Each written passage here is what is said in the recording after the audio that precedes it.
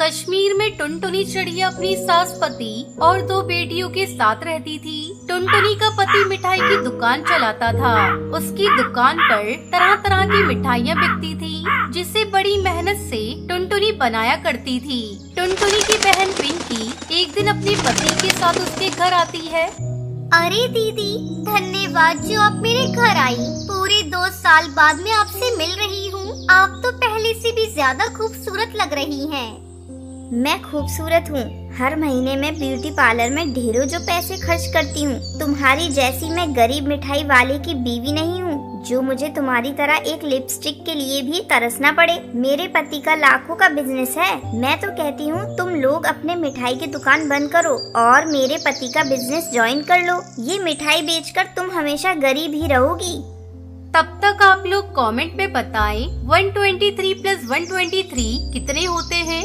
जब ये सब बातें टुनटुनी का पति कालू कौवा सुनता है तो उसे अपना अपमान महसूस होता है, लेकिन वो उस अपमान का घूंट पीकर अपनी साली पिंकी से कहता है, अरे साली साहिबा, अब खड़े खड़े ही सारी बातें करेंगी या बैठकर आराम से बातें करेंगी? वो क्या है जीजा जी, मुझे खाट पर बैठने की आदत नहीं है। मुझे तो नरम नरम गद्दे पर बैठने की आदत है। कभी मेरे घर आइएगा, उस गद्दे पर बैठकर आपको स्वर्ग जैसा आनंद आएगा। साली जी जरूर आएंगे। चलो आप दोनों बहनें बातें करें, मैं दुकान पर जा रहा हूँ। वैसे टुनटुनी, मुझे तो तेरे घर आने का मन ही नहीं था, पर मेरे पति ने कल ही नई गाड़ी खरीदी है तो तुझसे मिलने चली आई। वरना मेरा बस में धक्के खाने का कोई इरादा नहीं। पापा ने तेरी शादी इस मिठाई वाले से करके तुझे गरीबी के दलदल में धकेल दिया है। अगर तुझे मिठाई बनाने और बेचने से फुर्सत मिले तो कभी मेरे घर आना। अच्छा, अब मैं चलती हूँ। इतना कहकर पिंकी अपने पति के साथ वहाँ से चली जाती है। जब रात को कालू दुकान बंद करके घर आता है तो वो अपनी पत्नी से कहता है, अमीरी में तुम्हारी बहन चूर हो गई है। पता नहीं तुम्हारी बहन को कौन सी खुशी मिलती है तुम्हें नीचा दिखाकर। अगर मेरी बहन को मुझे नीचे दिखाकर खुशी मिलती है तो खुश हो लेने दीजिए। उसे क्या पता मैं आपके साथ कितनी खुश हूँ। क्या करूं? मैं भी तुम्हें सारी सुख सुविधाएं देना चाहता हूं, पर मेरे पास इतने पैसे नहीं कि मैं अपनी मिठाई की दुकान को और बड़ा कर सकूं। इस तरह कुछ दिन बीत जाते हैं। एक दिन टुनटुनी बाजार से मैदा खरीद कर लाती है और उससे गुलाब जामुन बनाती है।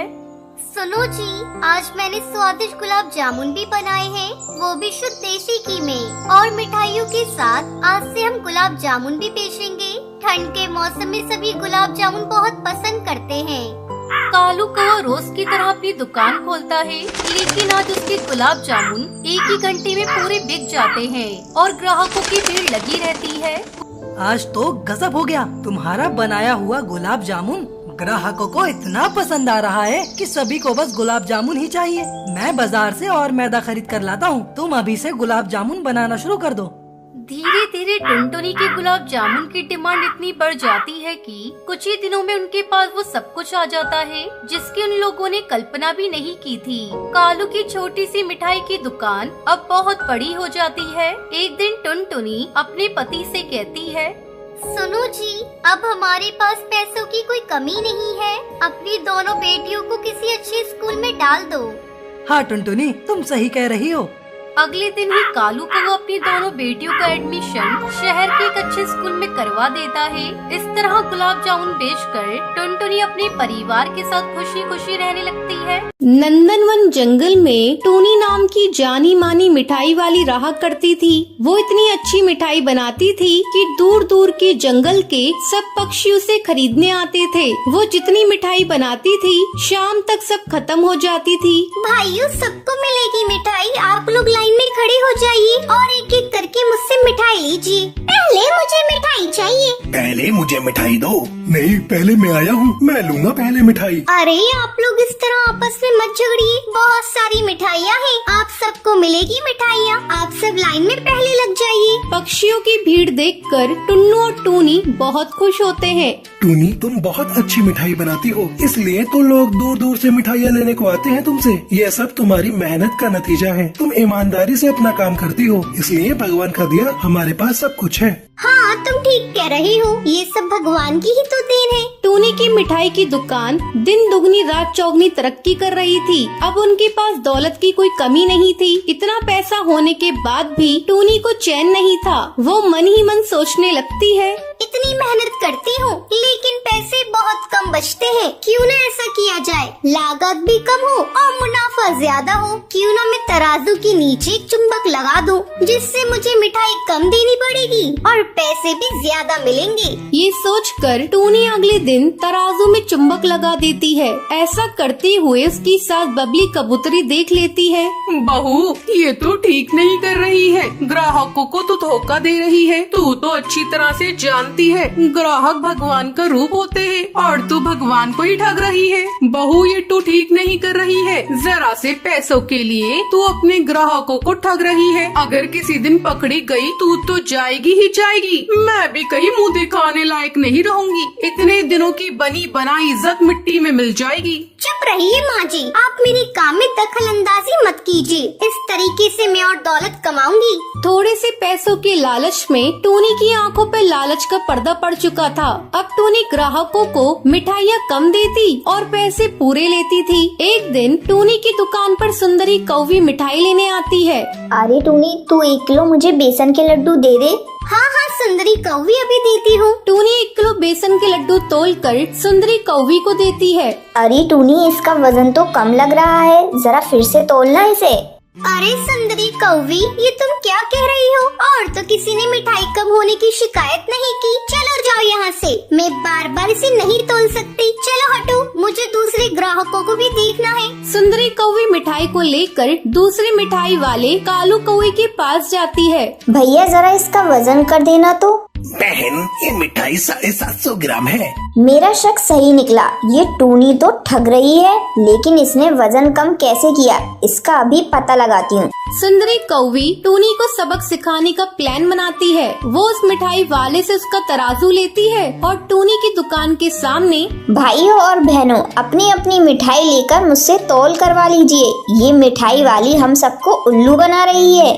जब टूनी सुंदरी कौवी की आवाज सुनती है, ये क्या नई नौटंकी है सुंदरी कौवी? तुम मेरी दुकान के आगे क्या कर रही हो? चलो हटो यहाँ से। तुम्हें अभी पता चल जाएगा टूनी, मैं यहाँ कौन सी नौटंकी कर रही हूँ। कुछ ग्राहक सुंदरी कौवी से अपनी अपनी मिठाइयों का तोल करवाते हैं। अरे, ये मिठाई वाली तो हम सबको ठग रही है। ये तो वजन कम दे रही है और पैसे ज्यादा दे रही है। चलो इसे सबक सिखाते हैं। सभी ग्राहक गुस्से से टूनी को पीटने के लिए आगे बढ़ते हैं। तभी बबली कबूतरी वहाँ आ जाती है और उनसे माफी मांगकर आगे से ऐसा न करने का वादा करती है।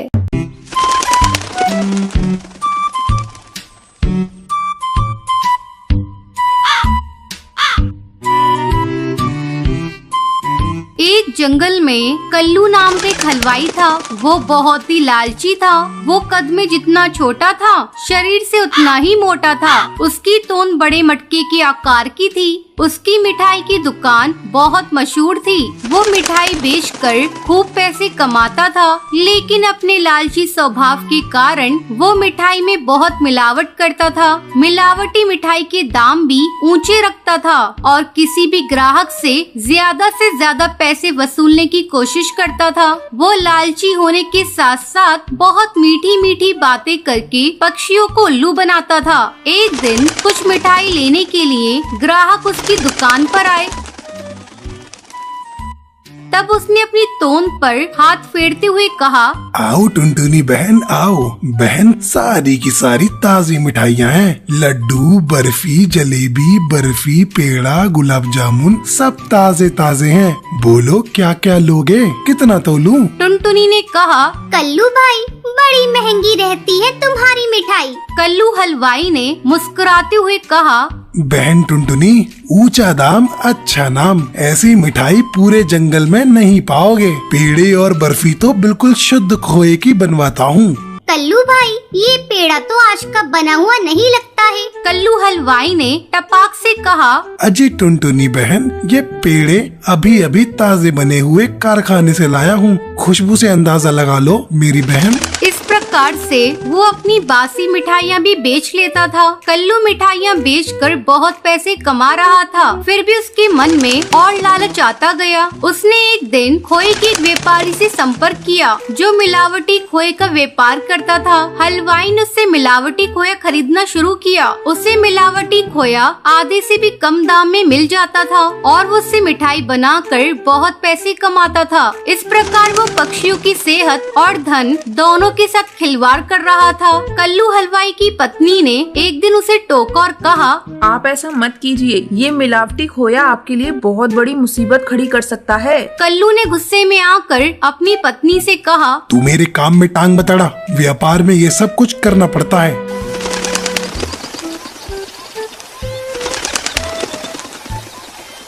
एक दिन बहुत सारे ग्राहकों ने कल्लू की दुकान से बहुत सारी मिठाइयाँ खरीदी।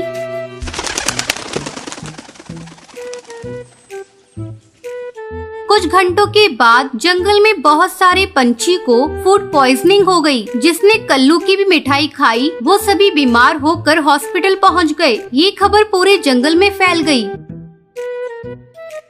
पुलिस कल्लू की दुकान पर पहुंच गई। थानेदार ने कल्लू से कहा, कल्लू, तुम्हारी मिठाई खाकर बहुत से लोग बीमार हो गए, तुम्हें हमारे साथ थाने चलना होगा। मेरी मिठाइयों में कोई दोष नहीं है, गर्मी बहुत पड़ रही है, जंगल का मौसम खराब है, आप मेरी मिठाई खा के तो देखिए। कल्लू धीरे से बुदबुदाया, आप कहें तो घर के लिए 2-4 किलो तोल दूं? थानेदार ने अपने सिपाहियों से कहा, मिठाइयों के सैंपल लो, जांच के लिए भेजना है और कालू को थाने ले चलो। कल्लू गिड़गिड़ाता रहा लेकिन उसकी एक न चली। उसके लालच ने उसे सलाखों के पीछे भेज दिया। जैसी करनी वैसी भरनी, लालच बुरी बला है। एक